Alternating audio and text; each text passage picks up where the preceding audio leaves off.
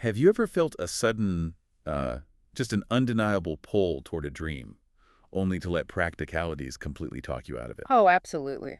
Yeah, you know the exact feeling I'm talking about.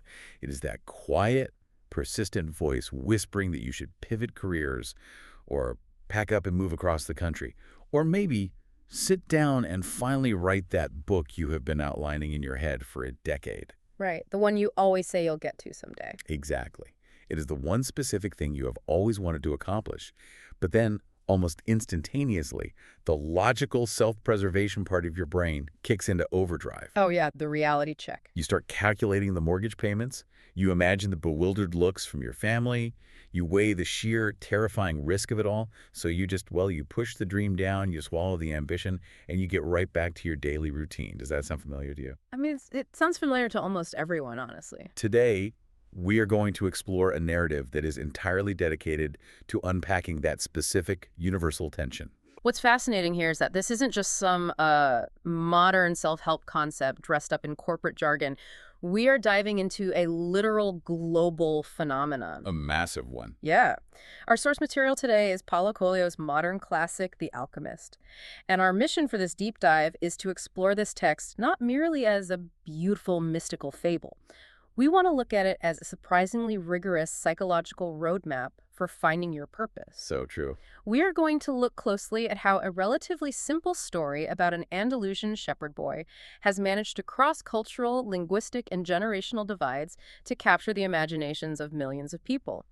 And more importantly, we are going to extract exactly what it is trying to tell you about the trajectory of your own life. Okay, let's unpack this. I think the best way to approach this is to provide a clear overview for what we are going to cover today. First, we're going to trace the chronological journey of our protagonist, a young Spanish shepherd named Santiago. Right, the core narrative. We are going to follow him from his recurring dreams in a ruined abandoned church in Andalusia, across the unforgiving deserts of North Africa, all the way to the Egyptian pyramids. But we aren't just summarizing a plot here. No, not at all. We are going to pause at every major setback, analyze every mentor he meets, and dissect the profound psychological shifts he has to make to survive. Precisely. And after we have thoroughly traveled through that narrative, we are going to step back and critically break down the core themes of the text. We will examine the friction between destiny and human effort, the paralyzing battle between fear and courage, and the seemingly mystical idea of learning to read the language of omens. Which is so applicable to daily life. It really is. Our ultimate goal is to strip away the allegory and connect these concepts directly to your real, everyday reality. We want to investigate the root causes of why people abandon their dreams and how this specific book argues that you can avoid that tragic fate. So we begin our deep dive in the Andalusian region of Spain. And the imagery right out of the gate is incredibly evocative. Dusk is falling. We meet this young boy named Santiago arriving with his herd of sheep at an abandoned, ruined church. The setting does a lot of heavy lifting right from page one. It does. The roof fell in ages ago, and an enormous sycamore tree has literally grown right out of the exact spot where the sacristy used to be. It is a powerful visual metaphor before a single word of dialogue is even spoken. It's nature reclaiming a place of human worship, the wild overtaking the structured. Yeah, that tension between the wild and the safe is set up immediately. Santiago decides to spend the night there. He sweeps the dusty floor with his jacket, uses a thick book he just finished reading as makeshift pillow, and falls asleep. And this is where the catalyst for the entire journey occurs. He has a dream, but it's not just a random dream, it is a recurring dream. And the recurring nature of it is what makes it impossible for him to ignore. The text explicitly emphasizes that he had this exact same dream a week prior. In this dream, a child approaches him, plays with his sheep for a while, and then suddenly transports him to the Egyptian pyramids. The child tells him that if he comes to this exact spot in Egypt, he will find a hidden treasure. But he always wakes up. Exactly. Right before the child can show him the precise coordinates of the treasure, Santiago wakes up, both times. It leaves him with an incredible sense of frustration and unease. Now, to understand why this shakes him so deeply, we really have to look at his background. Santiago was not born into the pastoral life of a shepherd. No, he was actually on a very different track. He was educated in a seminary until he was 16 years old. His parents were poor, hardworking farmers who struggled daily just to secure food and water. For them, having a son become a priest was the ultimate dream.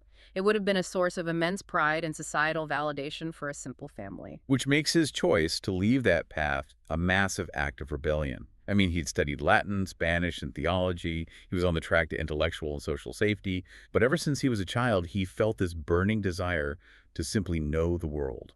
He just wanted to see it all firsthand. To him, experiencing the vastness of the world firsthand was infinitely more important than knowing God in a classroom or reading about man's sins from a pulpit. So he eventually summons the courage to confront his father. He tells him point blank that he doesn't want to be a priest. He wants to travel. And the father's response is so grounded in fear. It is. His father tries to talk him out of it using very practical, fear-based logic. He tells Santiago that travelers come through their village all the time, searching for something new, but they are basically the exact same people when they arrive and when they leave. They just end up admiring the local women and realizing their own hometowns were fine all along. Right. The father insists that the only people among them who can actually afford to travel are the shepherds. So Santiago boldly calls his bluff and says, well, then I'll be a shepherd. What unfolds next is a beautifully nuanced moment of parental grace, but it's mixed with a deep sense of tragic resignation. The next day, his father hands him a small pouch containing 3 ancient Spanish gold coins. His life savings, basically. Yeah. The father explains he found them in a field years ago, and they were meant to be Santiago's eventual inheritance or dowry. But he tells his son to use the money to buy his flock. And the text makes a very specific observation here. This part always gets me. Santiago looks into his father's eyes and sees a buried, decades-old desire to travel the world himself. It was a desire that had been slowly suffocated by the relentless daily burden of struggling for water, food, and a safe place to sleep. So tragic. This brief interaction establishes the central premise of the book immediately. It highlights the profound tension between mere survival, doing what is expected of you, and the terrifying vulnerability of actually living out your deepest desires. So fast forward to the present moment in the ruins of the church. And Santiago has been wandering the Andalusian terrain with his sheep for 2 years. He knows the landscape perfectly. He knows his sheep perfectly. But this recurring dream is like a splinter in his mind. He can't shake it. So when he arrives in the town of Tarifa, he remembers hearing about an old gypsy woman who is rumored to interpret dreams. Now, Santiago was highly skeptical. He harbors deep-seated childhood fears of gypsies. He remembers stories of them kidnapping children. Right, all these cultural biases. But his desperation for answers overrides his fear. He goes to her small, cluttered room. She takes his hands, mutters a prayer he doesn't understand, and listens carefully as he recounts the dream of the child in the pyramids. And her interpretation, it is almost comically literal. Very literal. She tells him that because a child was in the dream, it is a true dream. He must go to the pyramids in Egypt, and there he will find a massive treasure that will make him a very rich man. And we have to look closely at Santiago's reaction here. He is profoundly irritated. He feels manipulated and foolish for even showing up. He tells her she didn't tell him a single thing he didn't already know from simply having the dream himself. He's ready to just walk out. But the old woman responds with a piece of wisdom that serves as a cornerstone for the entire philosophy of the book. She says that it's the simple things in life that are the most extraordinary, and only wise men are able to understand them. She freely admits that because she is not particularly wise, she had to learn other, more complicated arts, like palm reading, to survive. That's such a clever framing. But here is the psychological trap she sets. She doesn't charge him a single coin for the consultation. Instead, she makes him swear a solemn oath to give her 1/10 the treasure if and only if he finds it. It's a brilliant negotiation tactic, really. Santiago leaves the old woman's house deeply disappointed, resolving that he will never again put his faith in dreams. He buys a new, thicker book, gets a bottle of wine, and sits down in the village plaza to read and relax. Just trying to get back to normal life. Exactly. But his peace is interrupted by an old man who approaches him and attempts to strike up a conversation. Santiago tries to ignore him, but the old man persists. He points at the thick book Santiago is trying to read and says that it is an important book, but a very irritating one. And he drops a massive philosophical concept right there. The old man claims the book describes people's inability to choose their own personal legends, and that it ultimately concludes by promoting the world's greatest lie. This is perhaps the most pivotal, foundational scene in the entire narrative. Santiago, despite his annoyance, is hooked by the phrasing. He asks the old man what the world's greatest lie is, and the old man delivers a devastatingly accurate critique of the human condition. Yeah, let's hear it. He replies that at a certain point in our lives, we lose control of what's happening to us, and our lives become controlled by fate. That's the world's greatest lie. This old man eventually introduces himself as Melchizedek, the king of Salem. He is clearly a mystical, almost omniscient figure. To prove his credibility, he bends down and writes things in the plaza sand that Santiago has never told anyone the names of his parents, the specific seminary he attended, and the name of the merchant's daughter he currently has a massive crush on. Which completely spooks Santiago. But you have to ask yourself, if you're listening to this right now, how often do we tell ourselves that exact lie? How often do you say, well, that's just the way the economy is, or my industry is just too competitive, or I'm just naturally bad at networking? We do it constantly. We constantly invent invisible forces of fate to absolve ourselves of the responsibility of taking massive, uncomfortable action. Melchizedek is the one who formally defines the concept of the personal legend for Santiago. He tells him, it is what you have always wanted to accomplish. Everyone, when they are young, knows what their personal legend is.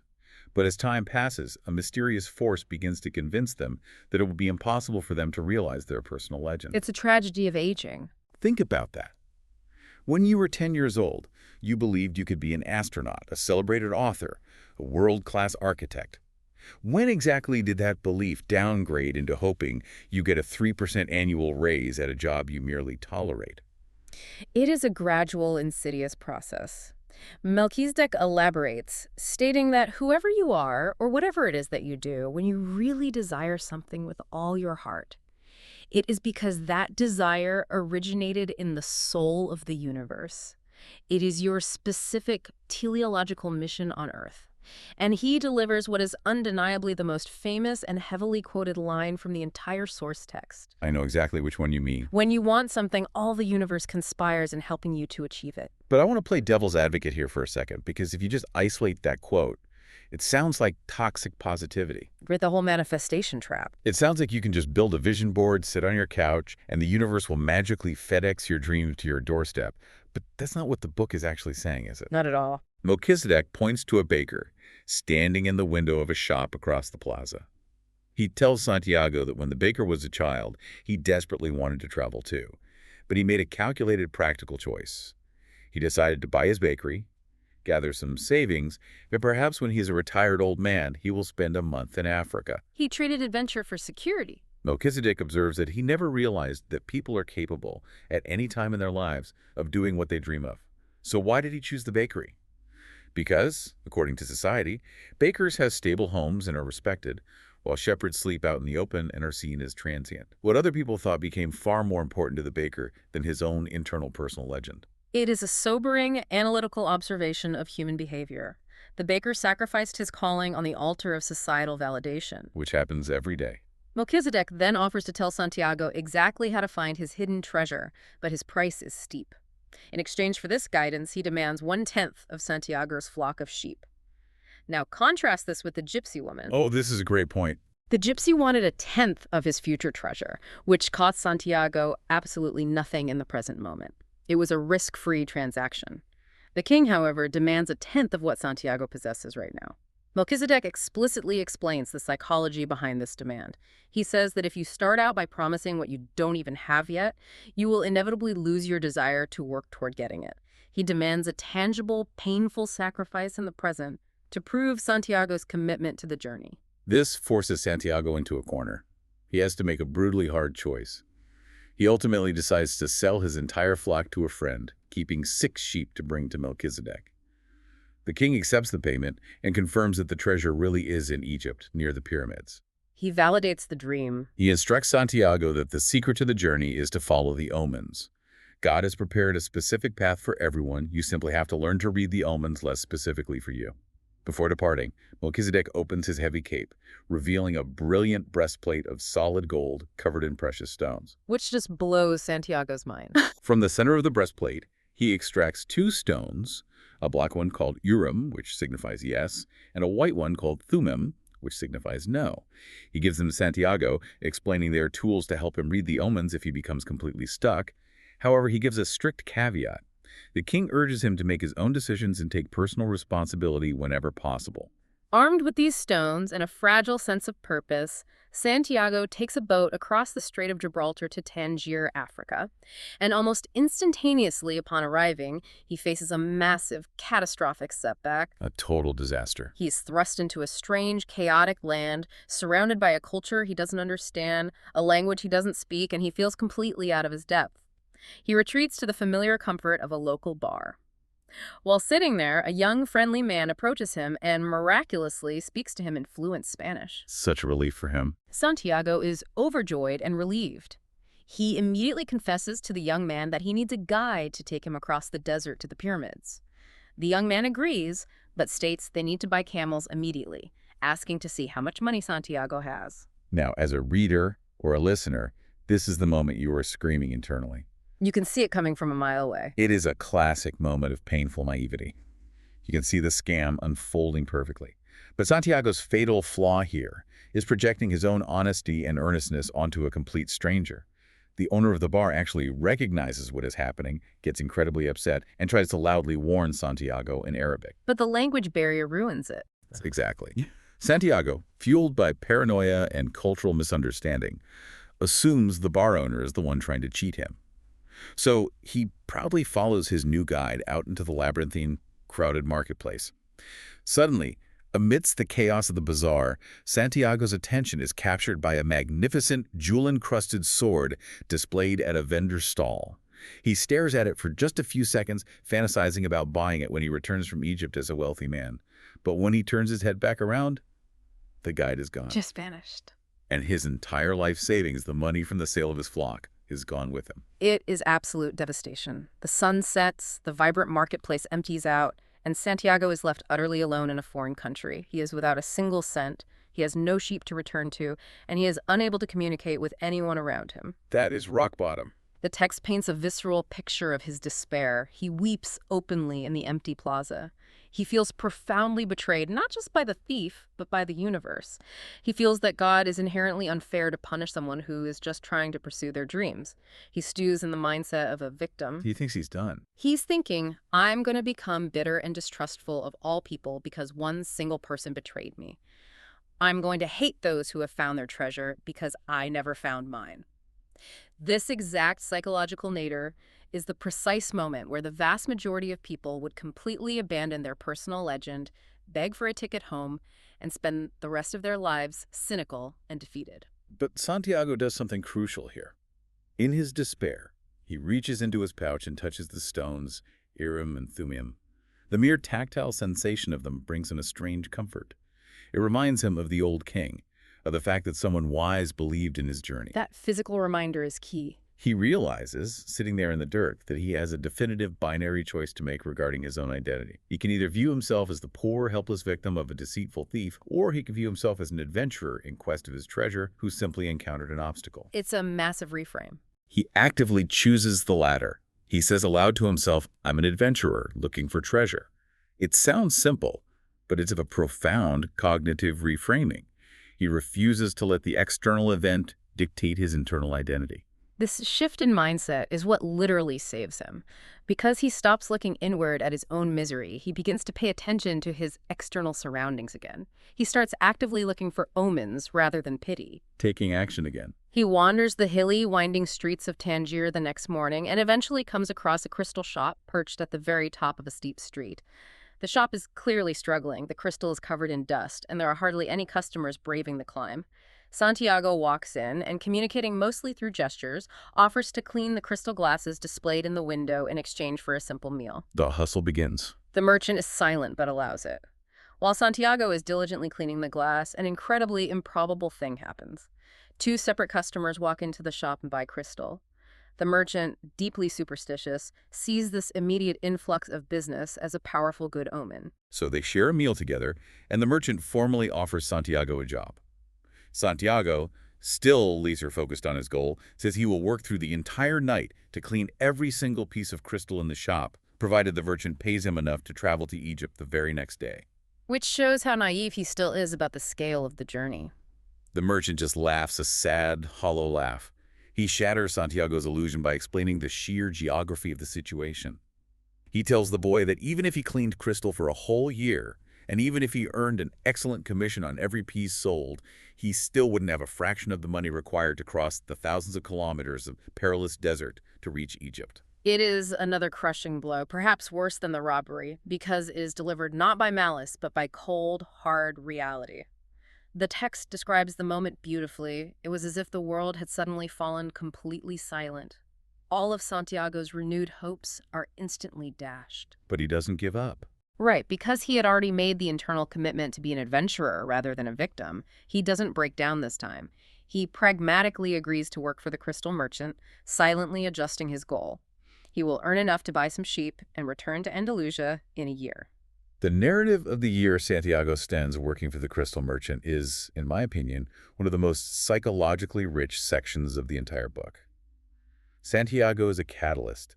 He brings fresh energy, youthful impatience, and innovative ideas to a stagnant environment. He disrupts the whole shop. First, he builds a display case to put out on the street to attract the attention of people walking by the bottom of the hill. The merchant is deeply hesitant. He is a man paralyzed by the status quo.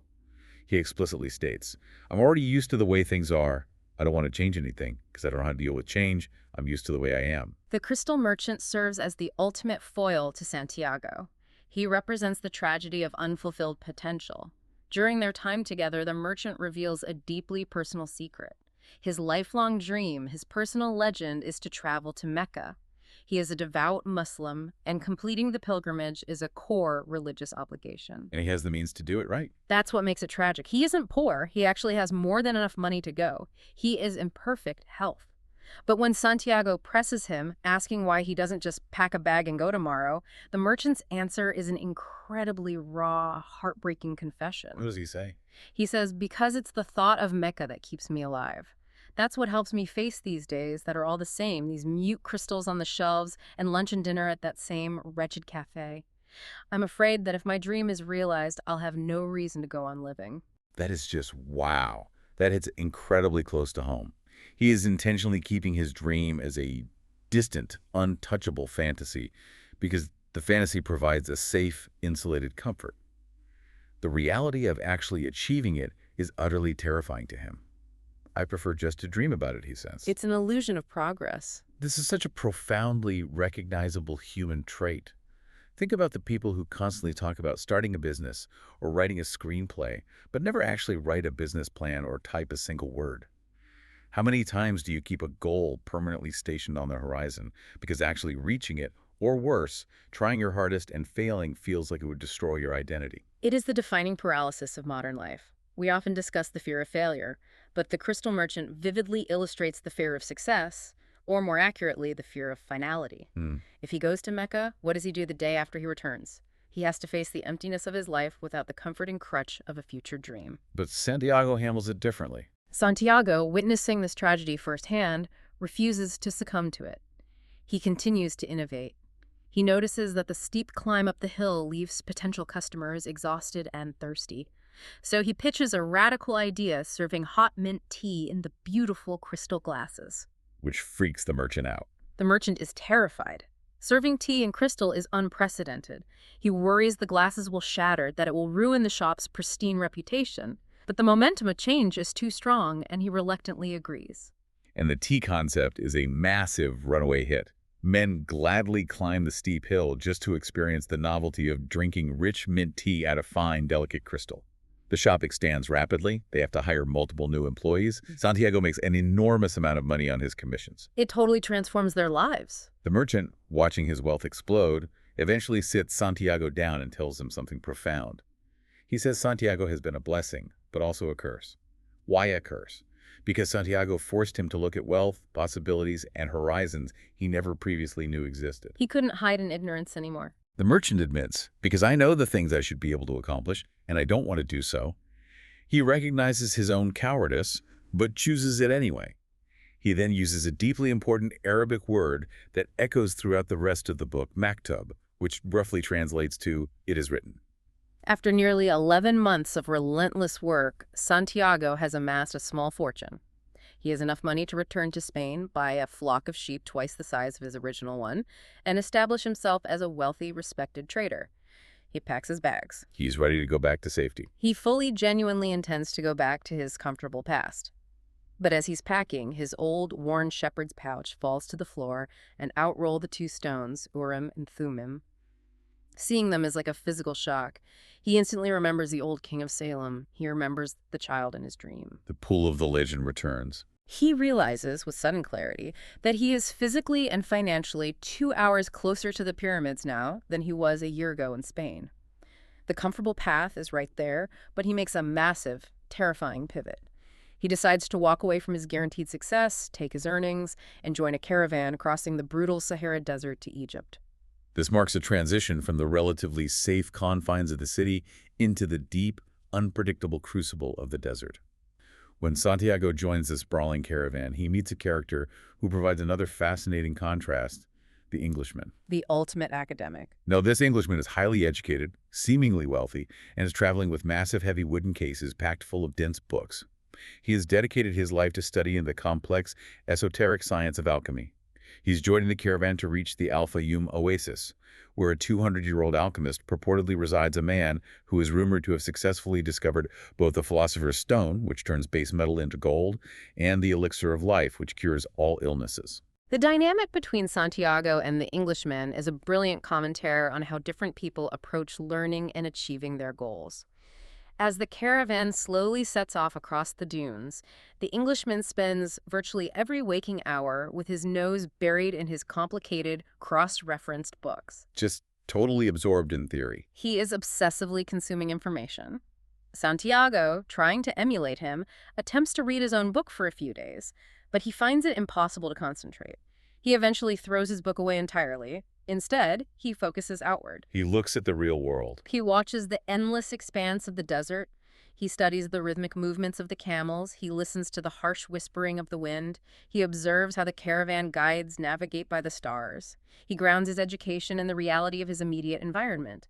He also strikes up a friendship with a seasoned camel driver traveling beside him. So you have Santiago, who is basically learning by doing, learning through intense observation of the world, and this Englishman who is completely buried in theory. It sounds like they're total opposites. Honestly, the Englishman represents the modern productivity trap perfectly. Oh, that's a great connection. How many of us consume endless podcasts, read dozens of self-help books, and watch hours of YouTube tutorials about how to do a thing without ever actually doing the thing? We trick our brains into feeling a dopamine hit of accomplishment through passive consumption, avoiding the actual risk of taking action. That is an incredibly astute modern parallel. The Englishman is attempting to achieve his personal legend through intellectual consumption rather than physical, experiential commitment.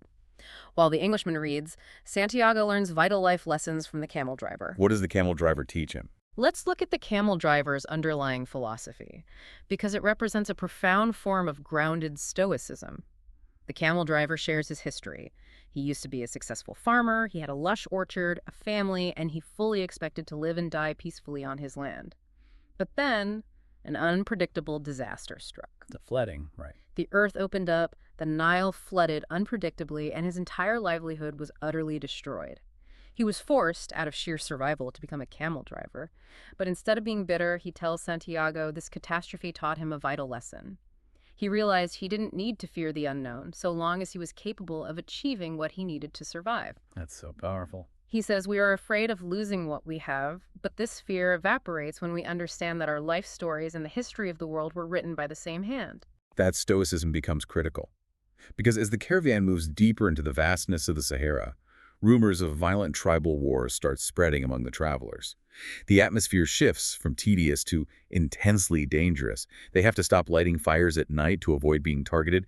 They travel in tense silence. Everyone is on edge. But amidst this rising panic, the camel driver remains incredibly, almost unsettlingly calm. He explains his mindset to Santiago.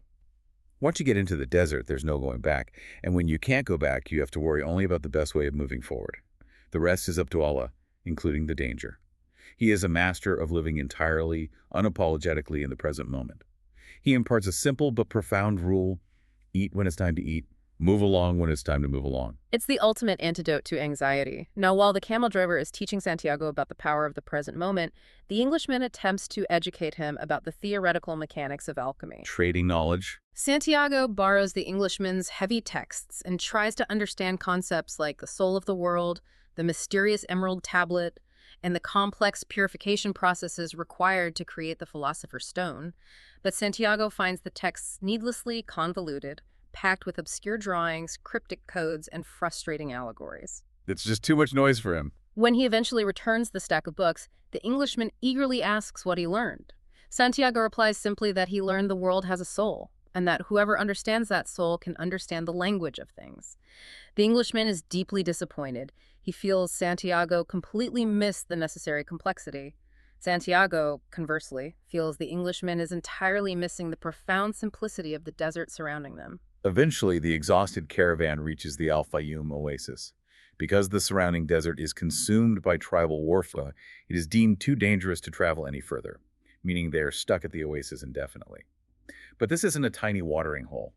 Al-Fayoum's massive. It has 50,000 date palm trees and 300 wells. It's basically a city. It is considered strictly neutral territory by all the warring tribes, a place of refuge where violence is strictly forbidden.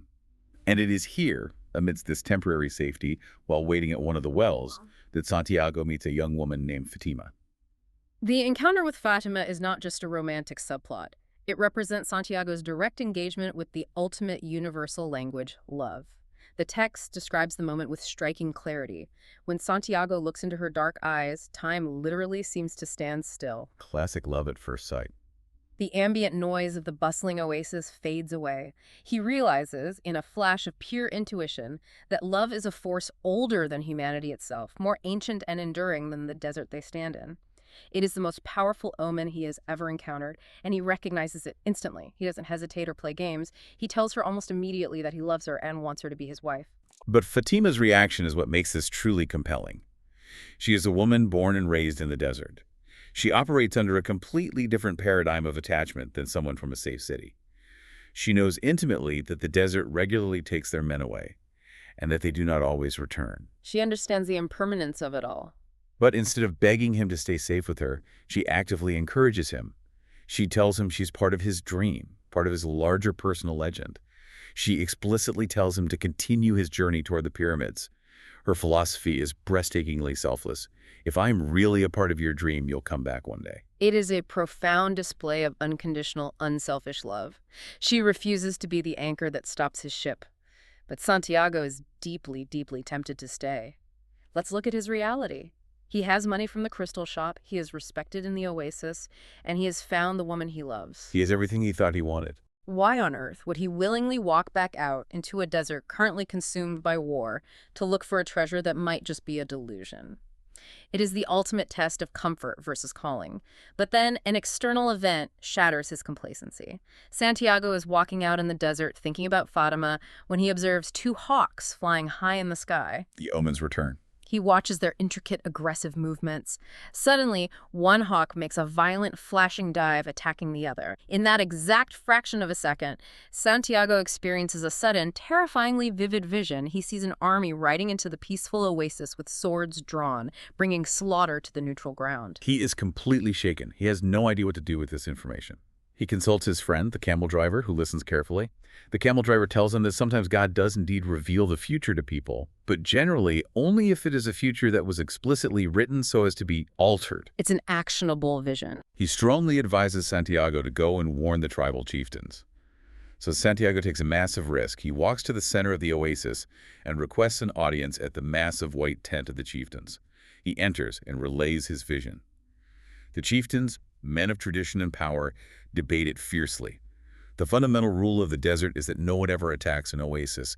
To prepare for an attack is to break tradition. It's a huge taboo. But the elder chieftain, a man of deep faith, remembers the biblical story of Joseph in Egypt, another stranger, a shepherd, who saved a nation by interpreting a dream. The chieftains reach a consensus, but they issue a terrifying high-stakes ruling. They declare they will break sacred tradition and arm their men the next day to wait for this unseen enemy. If Santiago's vision proves correct, they will reward him heavily, giving him a piece of gold for every 10 dead enemies. But there's a catch. A massive one. The elder chieftain delivers a chilling warning. He says that arms are capricious things. If they are drawn, they demand to be used. If the sun sets the following day and no enemy has attacked, they will use their drawn weapons on Santiago. He will be executed for inciting false panic. The stakes have abruptly escalated to literal life and death. Santiago walks back to his tent that night under the stars, fully aware that he might not survive the next 24 hours. But surprisingly, he finds a deep well of acceptance within himself. He makes peace with it. He thinks of the crystal merchant's word, maktub. He reflects on his journey. He's lived intensely. He didn't stay a shepherd. He crossed the strait. He built a business in Tangier. He crossed the Sahara, and he kissed the woman he loves. If he dies tomorrow, he dies having truly lived, having pushed the boundaries of his existence far beyond what was expected of him. And as he is walking in the dark, processing his potential death, he is suddenly confronted by a terrifying, imposing figure. This is the dramatic, highly anticipated entrance of the titular character, the Alchemist. He arrives like a force of nature, riding an enormous white horse dressed entirely in black, with a formidable hunting falcon perched on his left shoulder. It's such a cinematic entrance. He immediately draws a massive curved sword and presses the cold steel directly to Santiago's forehead. He demands, in a booming voice, to know who dared to read the sacred meaning of the flight of the hawks. Santiago, facing imminent death for the second time in a day, stands his ground. He doesn't flinch. He looks the imposing figure in the eye and calmly states that he did it because the birds wanted to save the oasis and because Allah created both the attacking armies and the guiding hawks. Hearing this quiet conviction, the alchemist slowly withdraws his sword. He explains that he had to test the boy's courage, stating unequivocally that courage is the quality most essential to understanding the language of the world. Here's where it gets really interesting. The sun rises the next day. The men of the oasis are armed and waiting. And just as Santiago predicted, a desperate tribe of 500 armed men attacks the oasis. Because the defenders were warned and prepared, the attack is repelled, and the invaders are defeated. His vision was completely accurate. True to their word, the chieftains pay Santiago 50 pieces of gold and elevate him to the prestigious position of counselor of the oasis. Practically overnight, Santiago is a wildly rich, highly respected, powerful man. He has Fatima, he has wealth, he has status. He could easily stay there forever. But the alchemist finds him shortly after the battle and shatters that comfortable illusion. He tells Santiago to pack his things. He is going to personally guide him across the rest of the dangerous desert to the pyramids. Santiago predictably resists. He argues that Fatima is a treasure far greater than any gold buried in Egypt. He argues he has already succeeded. But the alchemist doesn't offer platitudes. He paints a brutally realistic, psychologically devastating picture of exactly what will happen if Santiago chooses comfort over his calling. The 4-year decay. This part is intense. He tells Santiago that for the first year, his wealth and his marriage will bring him immense happiness. But in the second year, the memory of his unfulfilled personal legend will start to gnaw at him. The omens will continue to speak to him, pointing toward Egypt, but he will stubbornly ignore them. The friction builds. By the third year, the unspoken tension will poison his marriage. Fatima will become quietly unhappy because she will know deep down that she became the reason he stopped his quest, and Santiago will secretly, internally resent her for holding him back, even though it was his own choice. Such a toxic dynamic. By the fourth year, the omens will completely abandon him. He will lose his sharp intuition, he will be stripped of his position as counselor, and he will spend the rest of his days as a wealthy, hollow merchant haunted by the ghost of his unrealized destiny. The alchemist delivers the final blow. You must understand that love never keeps a man from pursuing his personal legend. If he abandons that pursuit, it's because it wasn't true love. That is a staggering truth bomb. And it works. Santiago realizes the alchemist is entirely right. So in an incredibly emotional scene, he says a painful goodbye to Fatima, and he and the alchemist ride off into the vast, dangerous unknown. Back into the fire. As they travel together, you might expect the alchemist to pull out ancient scrolls and start lecturing, like the Englishman. But he doesn't. He teaches almost exclusively through action and observation. They intentionally ride straight into the territories where the tribal wars are at their most violent. And during this perilous journey, the alchemist tells Santiago the one final crucial skill he needs to master. He must learn to listen to his own heart. But Santiago quickly discovers that his heart is not a calm, rational advisor. It is agitated, it is deeply afraid of suffering, it constantly complains, and it aches terribly for Fatima. It aggressively tries to convince him to turn the horses around and go back to safety. It uses logic, fear, and emotional manipulation. Just like our own inner critics. But the alchemist teaches Santiago how to manage this internal dialogue. He tells him, "Tell your heart that the fear of suffering is worse than the suffering itself, and that no heart has ever suffered when it goes in search of its dreams."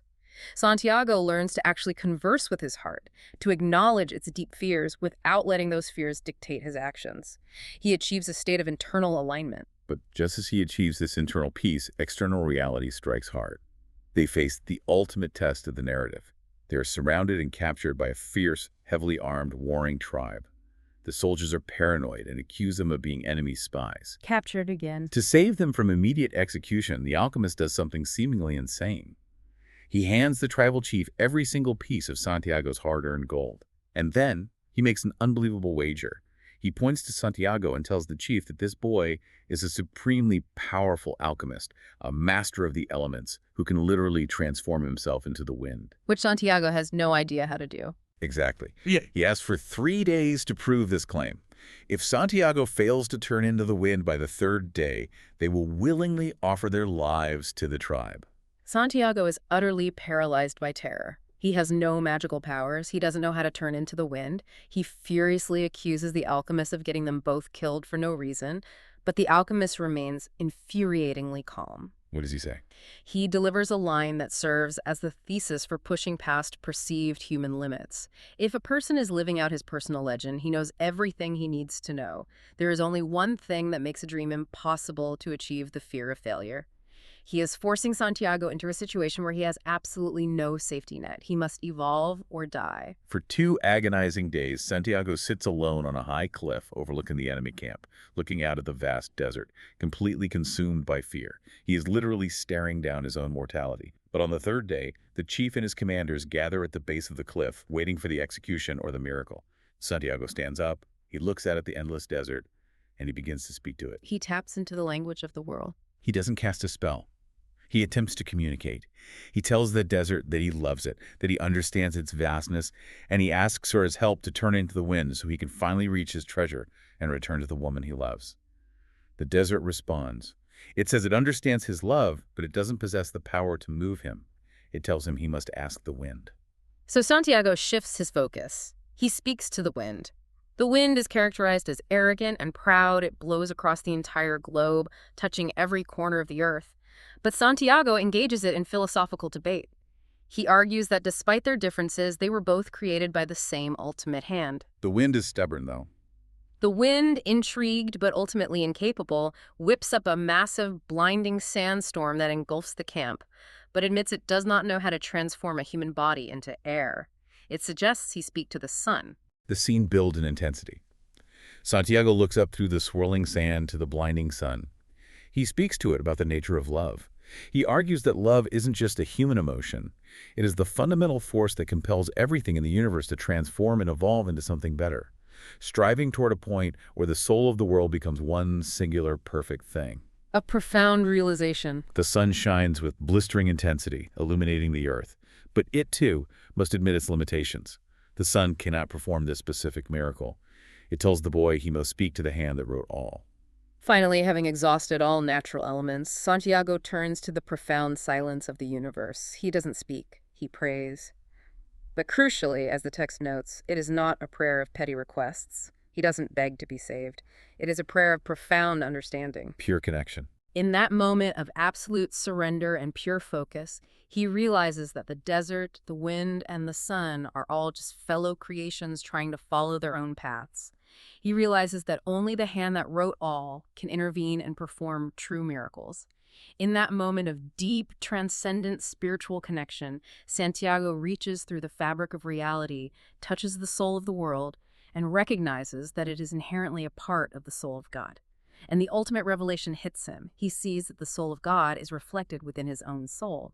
Therefore he, a simple shepherd boy, possesses the divine capacity to perform miracles. The narrative climax is explosive. The wind suddenly blows with a terrifying, unprecedented force.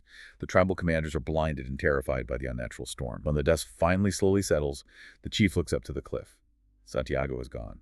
He is no longer standing where he was. He did it. The chief turns and finds Santiago standing peacefully on the complete opposite side of the sprawling camp. He has literally transported himself through the storm. The tribal chief is so profoundly terrified and simultaneously deeply impressed by this undeniable display of supreme power that he not only spares their lives, but provides them with an armed escort to protect them on the final leg of their journey. It is a stunning allegorical sequence about breaking through the artificial limitations we place on our own potential when forced by extreme necessity. Following this, they ride for a few more days until they reach the safety of a Coptic Christian monastery. Here, the alchemist demonstrates his own mastery. The actual alchemy. He borrows the monastery's kitchen. He takes a simple piece of lead, melts it down in an iron pan, carefully shaves off a microscopic sliver of the philosopher's stone, wraps it in wax, and drops it into the boiling molten lead. When the metal cools, the base lead has miraculously transformed into a solid disc of pure gold. The alchemist divides this gold disc into 4 equal parts. He gives one to the accommodating monk for his hospitality. He keeps one for his own return journey. He gives one to Santiago to replace the gold that was given to the tribal chief. And then he gives the 4th extra piece to the monk to hold in trust for Santiago, explicitly stating it is just in case the boy somehow manages to lose his money for a 3rd time. Which is pretty funny, considering his track record. Very pragmatic. And it is here, before they part ways, that the alchemist tells Santiago a crucial story. It's the story of the Roman Emperor Tiberius, and we absolutely have to talk about this. Yes, this is a vital inclusion. The alchemist tells the story of an angel appearing to a good man in ancient Rome who had 2 sons. One was a military centurion, the other a poet. The angel tells the man that the words of one of his sons will be known and repeated throughout the world for all generations to come. So the man assumes it's the poet. Naturally. But years later, after the man dies and goes to heaven, he asks the angel to hear his poet son's immortal words. The angel corrects him.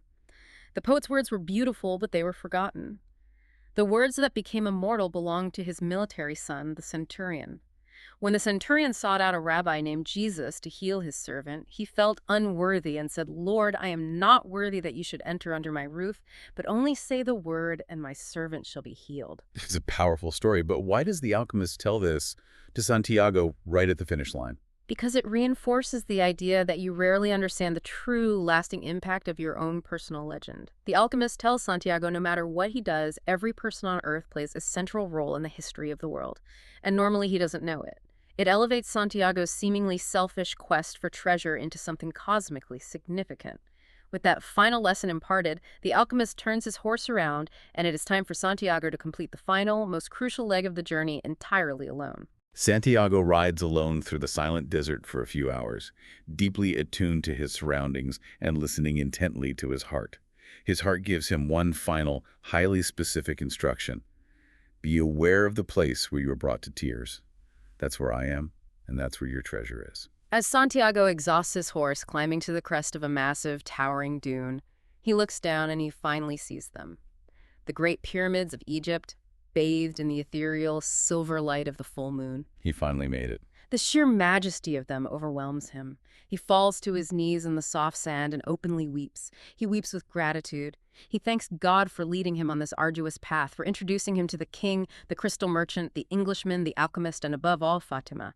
Remembering his heart's instruction, he looks down at the exact spot where his tears have fallen into the sand. He sees a single scarab beetle scuttling through the grains.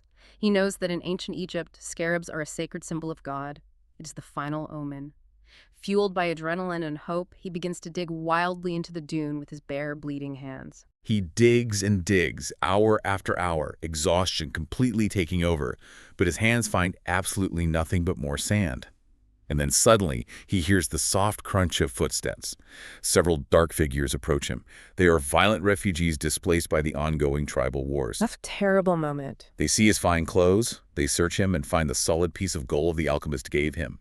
Assuming he must be burying more wealth, they demand to know what he's digging for. When Santiago, exhausted and terrified, refuses to answer, they drag him out of the hole. They force him to keep digging at sword point.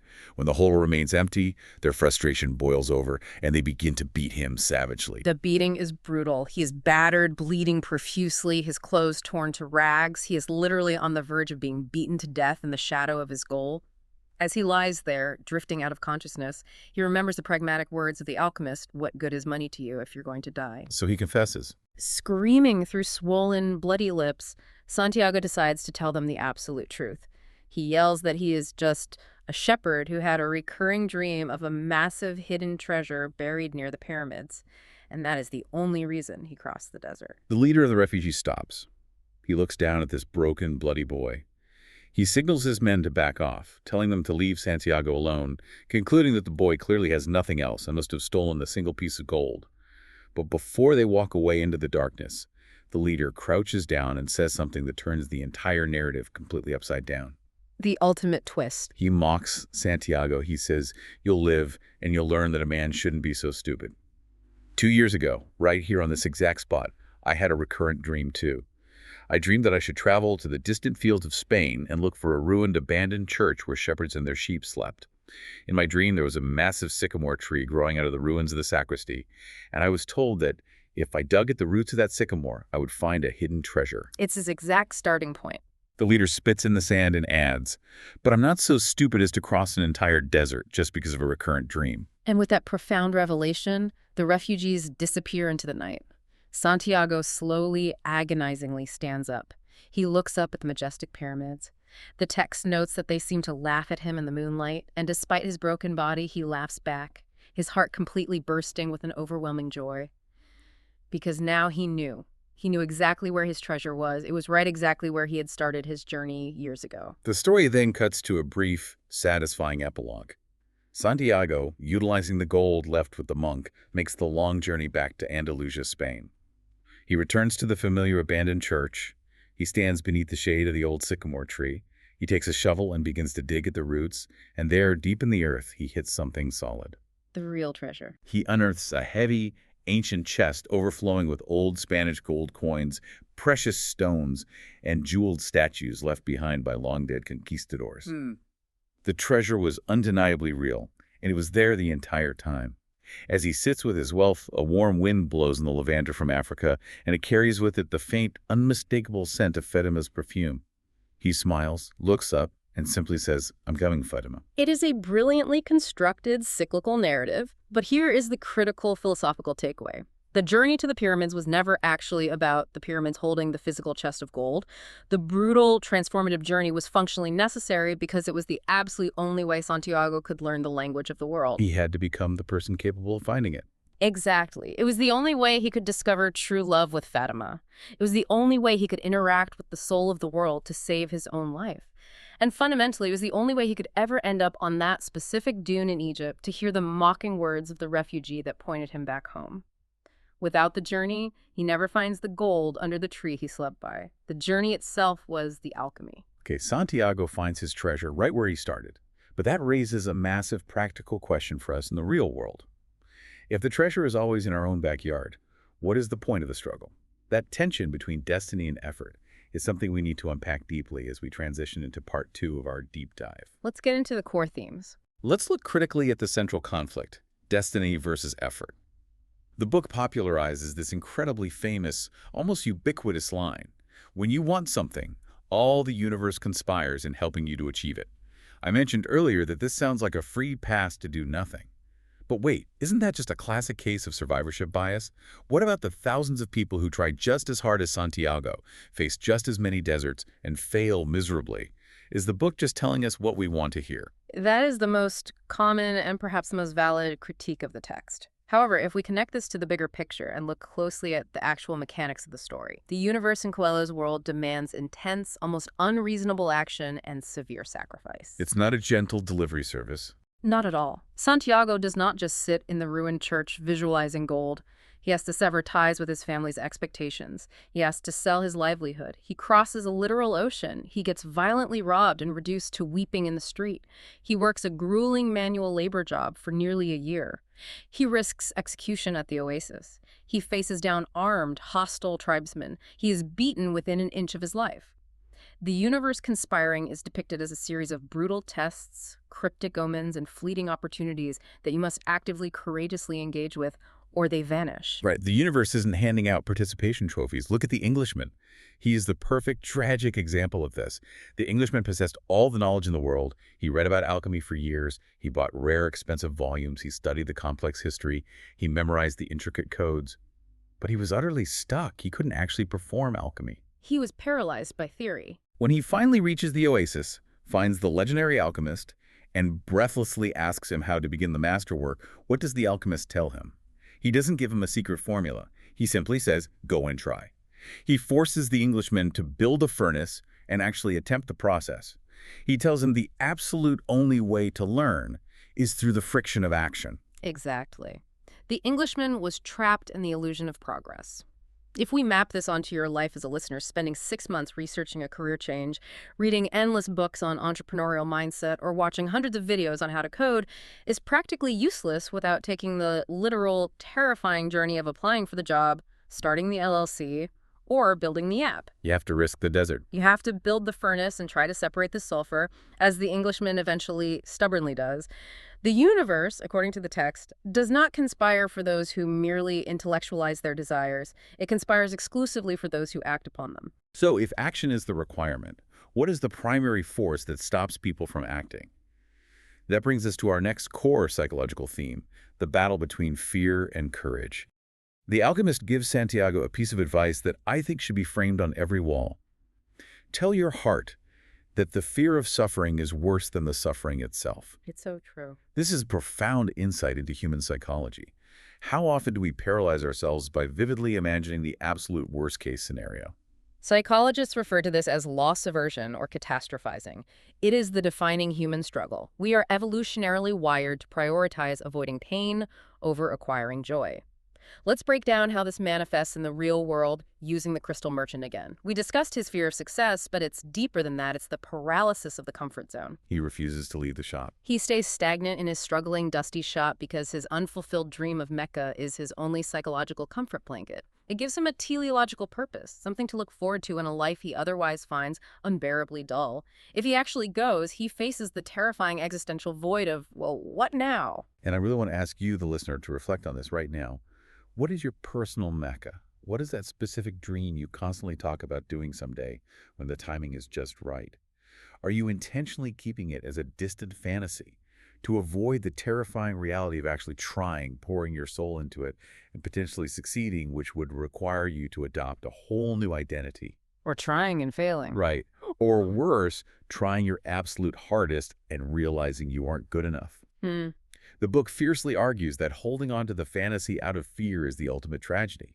Remember, the alchemist's harsh truth, dying while actively trying to realize your legend, is infinitely better than dying peacefully, like millions of others who never even had the courage to discover what their personal legends were. And to help navigate that paralyzing fear, the book offers a practical tool wrapped in mystical language signs, omens, and intuition. In the narrative, this is constantly framed as learning the language of the world.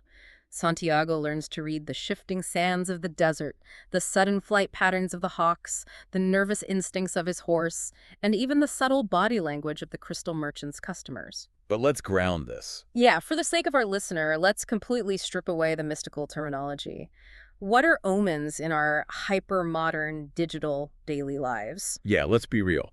We aren't looking for magical scarab beetles on our morning commute, and we aren't divining the future from a flock of pigeons in the park. No, we certainly aren't. Omens, translated into practical psychological terms, are our gut feelings. They are our finely tuned intuition. They are the direct result of paying deep, sustained, undistracted attention to our immediate surroundings. The text addresses this beautifully with the minor character of the seer at the oasis. The guy with the twigs. Right. When the camel driver asks the seer to predict the future, the seer uses a pile of twigs. But he says something incredibly profound that demystifies his own process. He says the secret of understanding the future is found by paying strict, uncompromising attention to the present. He tells him if you pay attention to the present, you can improve upon it.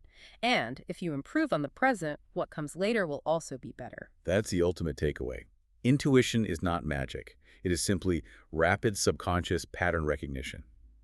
When Santiago inherently knew that serving hot tea in the delicate crystal glasses would revolutionize the business, it wasn't because an angel whispered in his ear. It was because he had spent months silently watching exhausted, thirsty people trudge up that steep hill. He saw a problem and solved it. He was deeply paying attention to the present reality, noticing a friction point and offering a solution. He learned to trust his own observations. That is what reading omens is.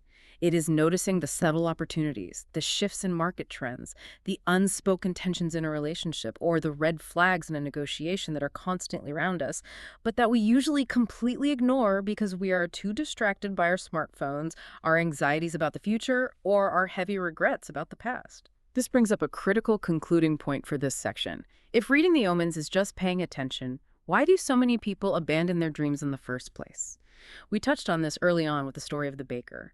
The king of Salem pointed out that the baker explicitly chose a safe bakery over the adventure of traveling because society respects bakers more than transient shepherds. Caring about what others think. The bakers actively prioritized societal validation and perceived safety over his own inner calling. I want you, the listener, to do a mental audit. When did your childhood dreams actually start to fade? Think back to when you were a kid. Everything was clear, everything felt entirely possible. You wanted to be an astronaut, a painter, a marine biologist. When did that stop?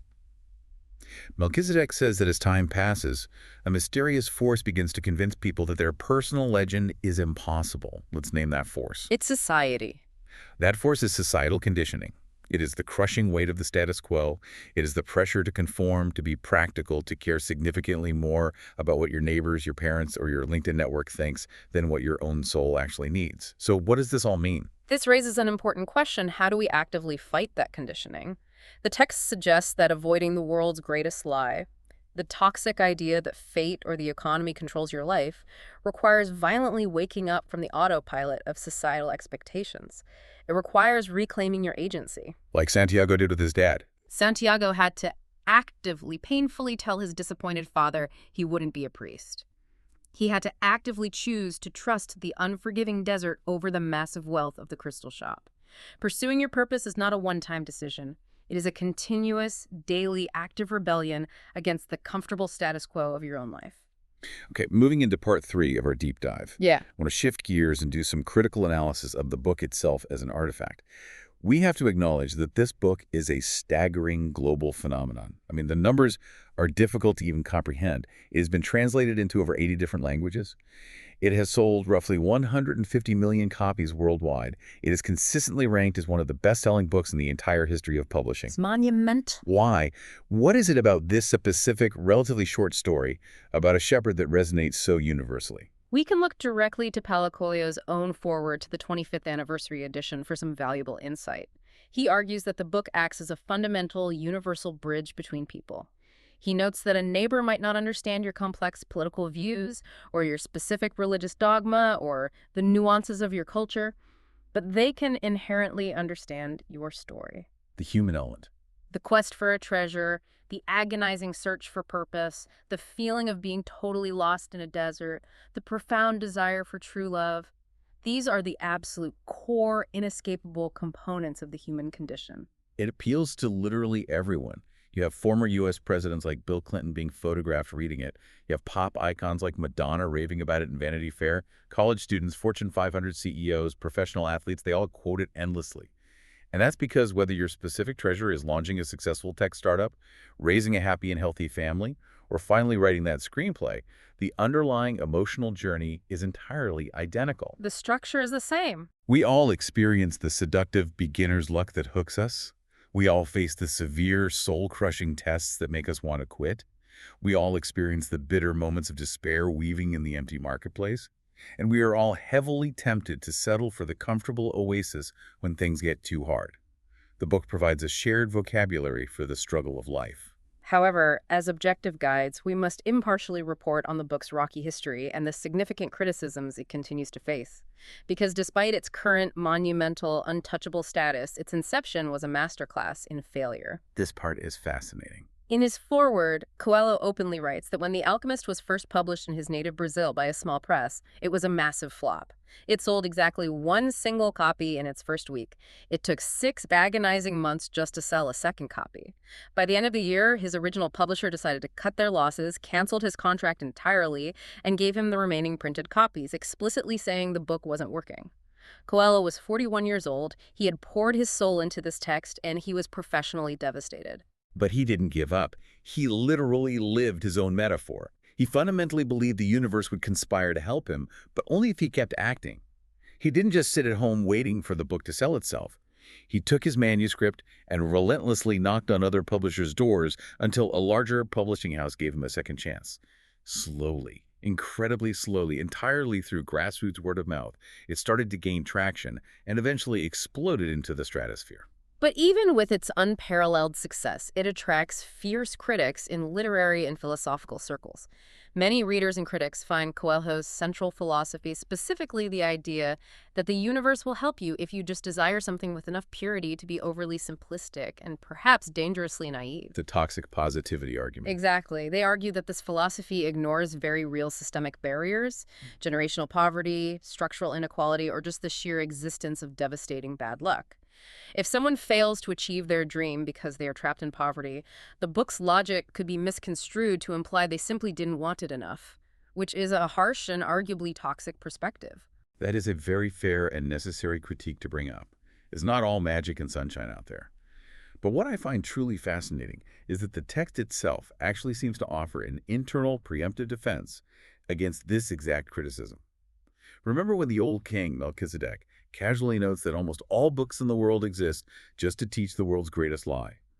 And remember the seemingly foolish gypsy woman explicitly telling Santiago that the simplest things in life are the most extraordinary and only wise men are able to understand them. It anticipates the pushback. The text fully anticipates that its core message will be dismissed by intellectuals as being entirely too simple.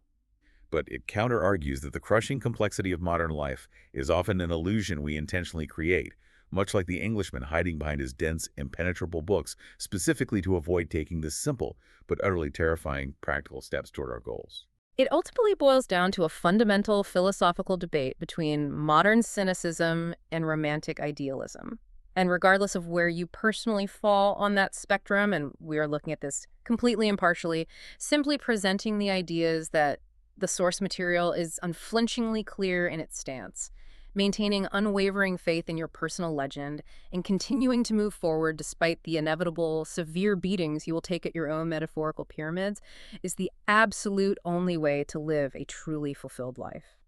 So as we begin to wrap up this deep dive, let's distill all of this philosophy, psychology, and narrative down into some hard, practical lessons you can take with you into your week. First, you have to identify your personal legend. What is your treasure? What is the one specific thing you are continuously putting off until you are ready or have enough money or the kids are older, acting exactly like the baker or the crystal merchant, name it. Give it a shot. Second, expect and enjoy beginner's luck when you finally start that first flush of easy success that hooks your interest. But immediately prepare your mind for the severe, prolonged tests that will inevitably follow. The desert will test your resolve. Third, remember the profound lesson of Fatima. True love or any genuinely healthy relationship or partnership will never, ever force you to abandon your core purpose. It will support it. If a relationship requires you to kill your dream to maintain peace, as the Alchemist sternly warns, it is fundamentally not true love. And finally, reiterate the camel driver's ultimate wisdom for surviving the anxiety of the journey. Focus your energy entirely on the present moment. Do not live paralyzed by the fear of the future or weighed down by the regret of the past. Eat when it is time to eat and move along when it's time to move along. To leave you with one final, lingering concept to chew on, I want to pull something from the very beginning of the book, from the prologue, that we haven't deeply discussed yet. It sets the tone for the entire novel. It's a short story the alchemist finds in a book about Narcissus. You likely know the classic myth Narcissus was a youth so utterly fascinated by his own physical beauty that he knelt by a lake every single day just to look at his reflection, until he eventually fell in and drowned. Where he fell, a beautiful flower grew. But the version of the myth the alchemist reads features a stunning twist ending. In Coelho's version, after Narcissus drowns, the mythical goddesses of the forest arrive and find the previously freshwater lake transformed into a bitter lake of salty tears. They ask the lake why it is weeping. The lake replies, I weep for Narcissus. The goddesses say, of course you do. He was so beautiful we all admired him, but you got to see him up close. But the lake stops them and asks a strange question. Was Narcissus beautiful? The goddesses are shocked, who would know better than the lake he stared into every day. And the lake replies, I weep for Narcissus, but I never actually noticed that Narcissus was beautiful. I weep because each time he knelt beside my banks, I could see in the depths of his eyes my own beauty reflected. It is a stunning, paradigm-shifting inversion of the traditional vanity myth. It really is. It changes the entire context of seeking. So, here is the final provocative question I want to pose to you, the listener, to mull over on your own. As you gear up to chase your personal legend, as you set out to find your treasure across your own personal deserts, are you just seeking a shiny prize to show off to the world? Or are you, like the lake, seeking the reflection of your own highest, most beautiful potential? When you finally reach the end of your journey and look at your treasure, what is it ultimately going to show you about yourself? Thank you for joining us on this deep dive. We really appreciate you spending this time with us, letting us guide you through this material. Go out there, listen closely to your heart today, and don't forget to watch out for those omens. We'll see you next time.